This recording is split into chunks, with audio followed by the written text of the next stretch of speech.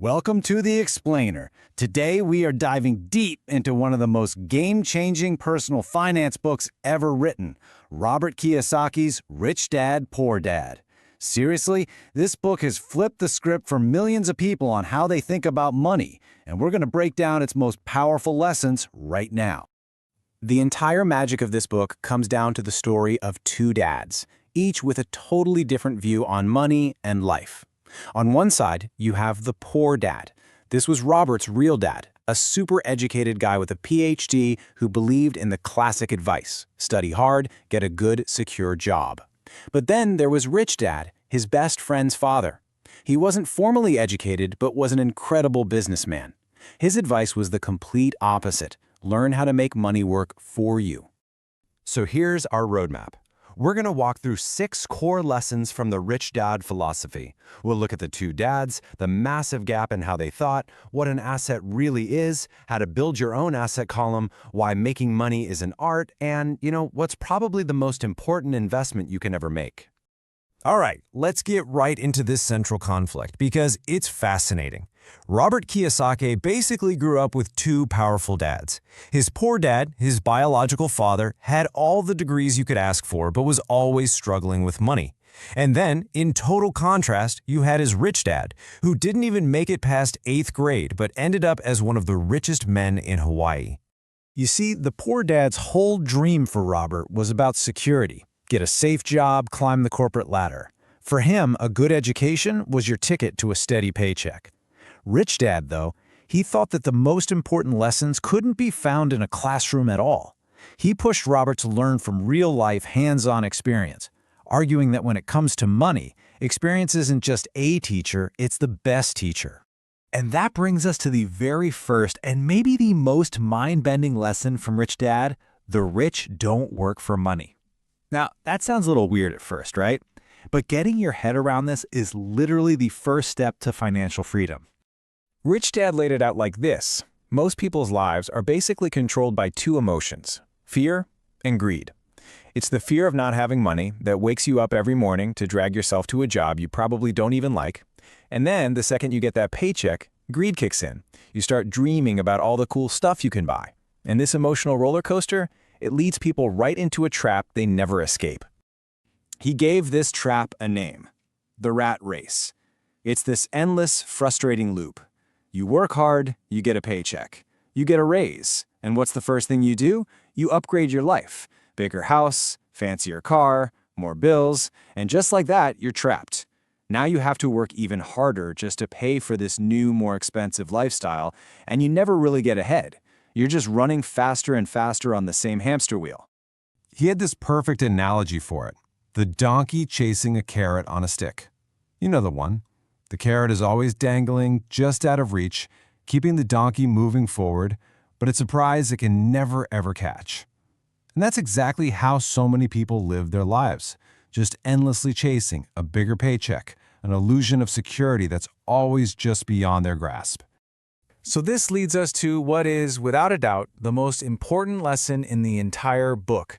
It's understanding the simple but incredibly powerful difference between an asset and a liability.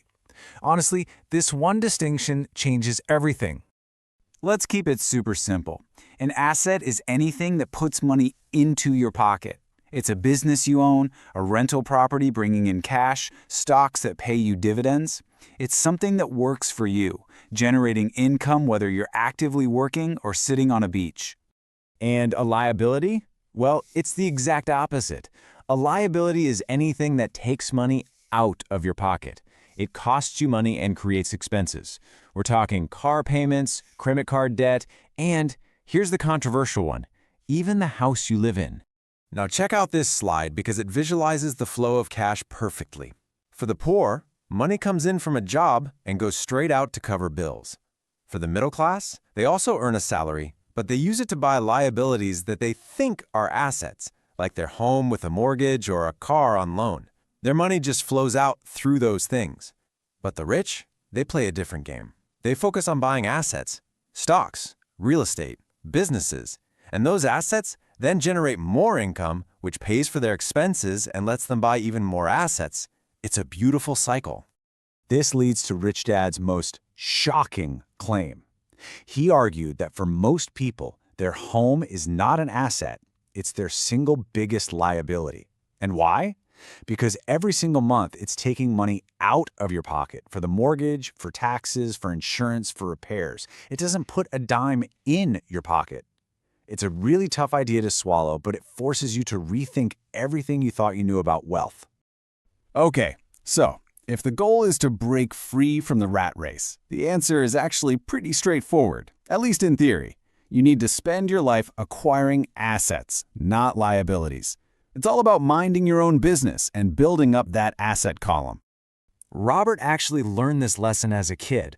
After working in a convenience store for free just to learn how business worked, he and his buddy Mike spotted an opportunity that literally everyone else was just walking past.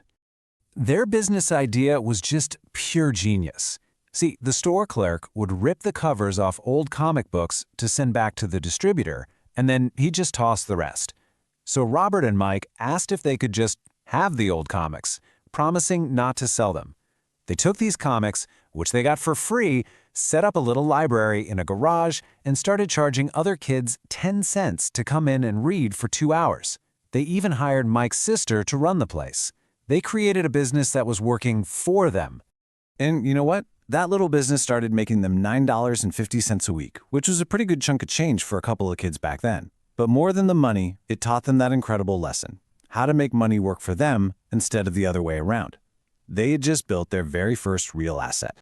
So once you get that, it builds to this even bigger idea. The rich don't just earn money, a lot of the time they actually invent it. This is all about having a high financial IQ and seeing opportunities that other people are completely blind to. And this chart just lays it out so clearly. Working harder for a bigger salary, that's got a ceiling. Saving money is okay, but inflation just chews it up over time. Real wealth, the kind that changes your life, comes from investing in assets that can grow exponentially. But that takes guts. It takes calculated risks and some real financial creativity. Robert gives this amazing real-life example. During a housing market crash, he found a house worth $75,000 that was being sold in foreclosure for just $20,000. He used a small loan to put down the deposit, and then he immediately turned around and advertised the house for $60,000. A buyer jumped on it. So that buyer paid Robert's deposit back, and Robert created a loan note for the rest. In 5 hours, literally 5 hours, he had created a $40,000 asset out of nothing, an asset that would pay him month after month. And all of this brings us to the final, and I think the most powerful lesson from Rich Dad.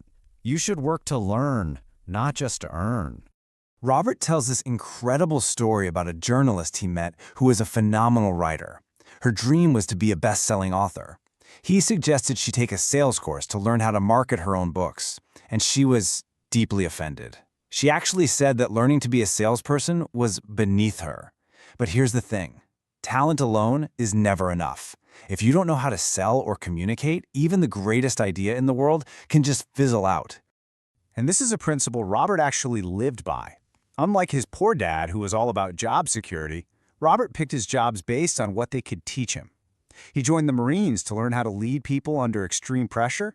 Then, even though he was a shy guy, he went and got a job at Xerox, which had one of the best sales training programs on the planet, specifically to get over his fear and learn how to sell. He wasn't just collecting a paycheck. He was investing in his own skills. And that really is the ultimate message of Rich Dad, Poor Dad. Your greatest asset will never be your house or your 401k. It's your mind.